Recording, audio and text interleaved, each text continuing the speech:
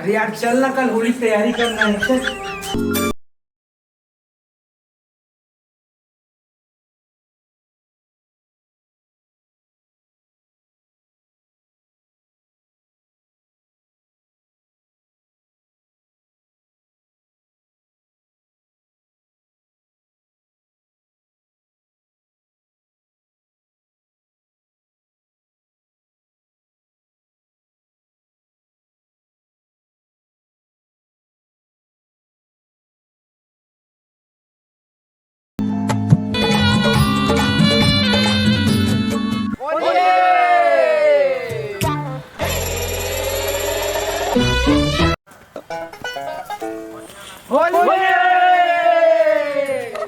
कैसे गया बेटा? गोली है?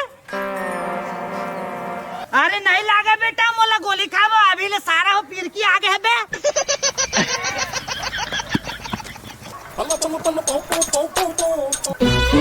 अरे बेटा हो, मोला गोली नहीं चाहिए बे, साला अभी तुम्हें जवान है रे। जाओ भाई साला हो, राम राम के बेराल गोली बेचा था तुमन।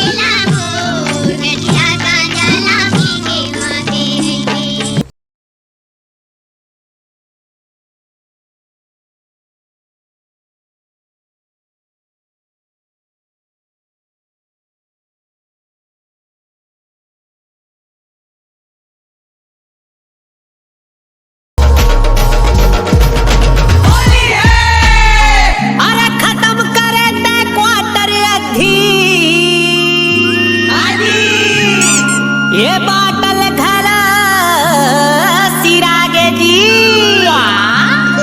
और पीले आज पियत भर ले फेर। अच्छा झन जोश महोश गवावे जी औसत जुग मा दूध मिले द्वापर माघी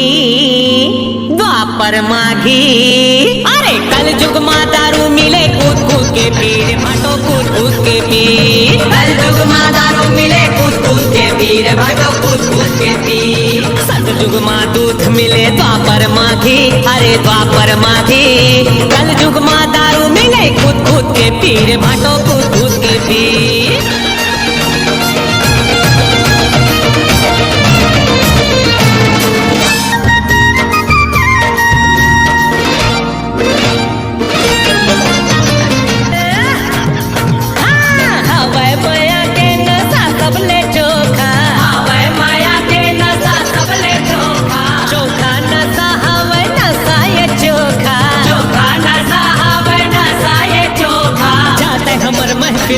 आगे है फौजी रे भैया कूद कूद के पी जाते हमर महफिल ले, आगे है फौजी रे भैया कूद कूद के पी।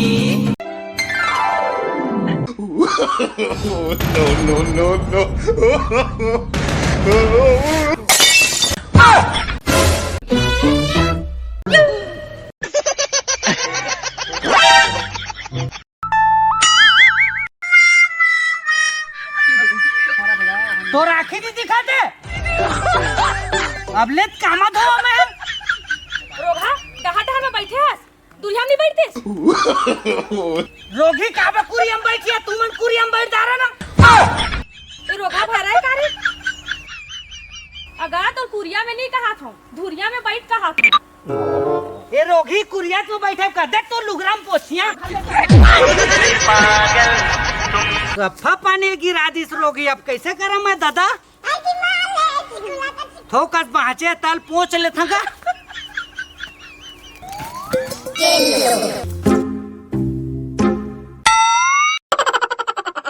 साले भैरा धुरियम बैठना तो